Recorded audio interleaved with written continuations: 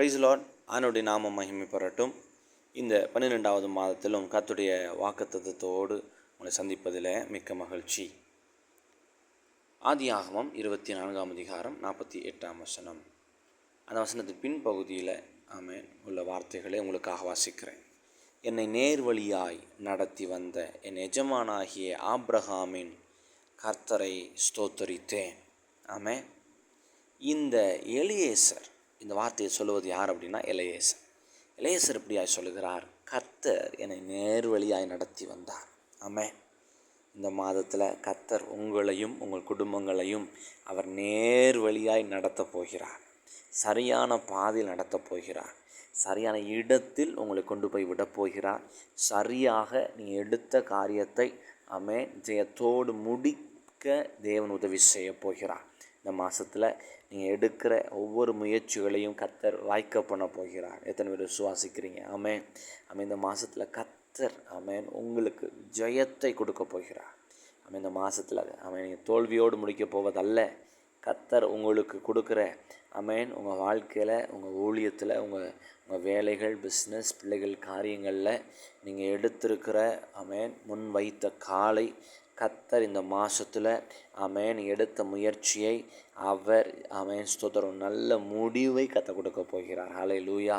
நீங்கள் எடுத்த ஸ்தோத்திரம் பிரயாசப்பட்டு எடுத்து கொண்டிருக்கிற பிரயாசங்களை கர்த்தர் நல்ல முடிவை அதில் தந்து வெற்றியாய் முடிக்க அவர் உதவி செய்ய போகிறார். ஹல்லேலூயா. தேவன் சரியான பாதையில் இந்த மாதத்தில் உங்களை நடத்துவார்.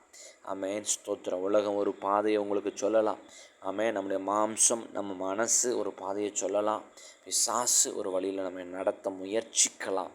ஆனால் ஆண்டவர் இந்த மாதத்தில் உங்களை நேர்வழியாய் நடத்தி இந்த மாதத்தில் உங்களை வெற்றியாய் காரியங்களை முடிக்க வைக்க போகிறார்.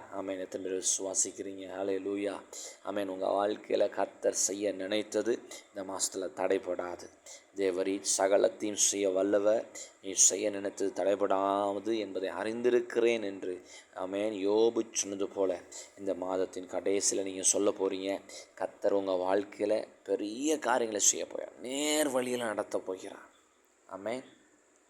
இந்த எலியாசார் அவருக்கு ஒரு பொறுப்பை, ஒரு குறிப்பிட்ட வேலையை செய்யும்படி ஆபிரகாம் இந்த எலியாசாருக்கு ஒரு பொறுப்பை கொடுத்தார். என்ன அது?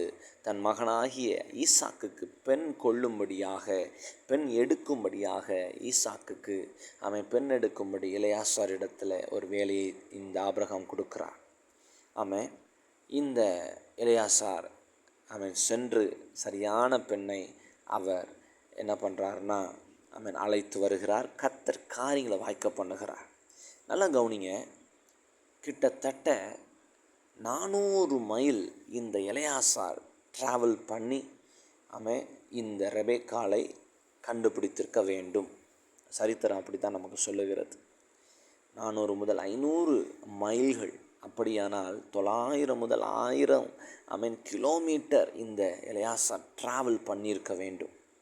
10 ஒட்டகங்களோடு கூட அதனோடு கூட ஆட்களையும் அதனோடு கூட உயர்ந்த பொருட்களையும் இந்த எலியாசார் கொண்டு சென்று சரியாக இந்த ஈசாக்குக்கு பெண் கொண்டு வருகிறார். அவர் செய்த காரியம் என்ன? சுருக்கமாக நம்ம பார்க்க போகிறோம். முதல் காரியம், தேவனுடைய ஸ்தோத்திர திட்டத்தை அந்த இடத்துல பெற்றுக்கொள்கிறார். நல்லா கவனிங்க. ஆபிரகாம் சொன்னதை தெளிவாக கேட்டு புரிந்து கொண்டார். அதில் டவுட் வந்த உடனே இப்படி இருக்கும் அப்படின்னு சொல்லி அவராய் முடிவெடுக்கலை. ஆபிரகாம்கிட்டே கேட்டு கிளியர் பண்ணுறார். இந்த மாதத்தில் உங்கள் வாழ்க்கை வெற்றியாய் முடியணும் அப்படின்னா, வெற்றியாக இந்த மாதம் முடியணும், முதல் காரியம் தேவனிடத்தில் இந்த மாதத்துக்கான திட்டத்தை கேளுங்கள். அதில் டவுட் இருக்கணும், ஆண்டவர்கிட்டே கேளுங்க. ஸ்தோத்திரம். அதை கிளியர் பண்ணுங்க. இப்படி அப்படின்னு சொல்லி நம்ம முடிவெடுக்க வேண்டாம். தேவனிடத்தில் அதை கிளியர் பண்ணி, ரெண்டாவது என்ன அப்படின்னா, ஒவ்வொரு இடத்திலும் தேவனை சார்ந்து கொள்ளுகிறார். தேவனை சார்ந்து பிரயாணப்பட்டதுனால பிரயாணம் வாய்த்தது. அல்லேலூயா. உங்களுக்கும் வாய்க்கும். அது மாத்திரமல்ல, இந்த எலியாசார் பார்த்தீங்க அப்படின்னா ஒவ்வொரு அவருடைய ஒவ்வொரு மூவிலையும் ஸ்தோத்திரம் அவருக்கு காரியங்கள் சரியாக தெரிகிற வரைக்கும் அவர் அவசரப்படவே இல்லை. இந்த எலெயாசார் பார்த்தீங்க அப்படின்னா ஆமென் உடனே அவசரப்படவே இல்லை. அவருடைய பிரயாணத்தை தொடர்ந்து செய்தார். இந்த மாதத்தில் உங்கள் பிரயாணம் நீண்ட பிரயாணமாக இருக்கலாம். நீங்கள் கொஞ்சம் அதிகமாகவே பிரயாசப்பட வேண்டியதாக இருக்கலாம். ஸ்தோத்திரம். எடுத்த உடனே காரியங்கள் நடக்காமல் இருக்கலாம். ஆனாலும் சோர்ந்து போயிடாதீங்க, தளர்ந்து விட்டுறாதீங்க. கர்த்தர் உங்களுக்குன்னு சொல்லி ஸ்தோத்திரம் ஒரு ஸ்தலத்தை நியமித்திருக்கிறார்.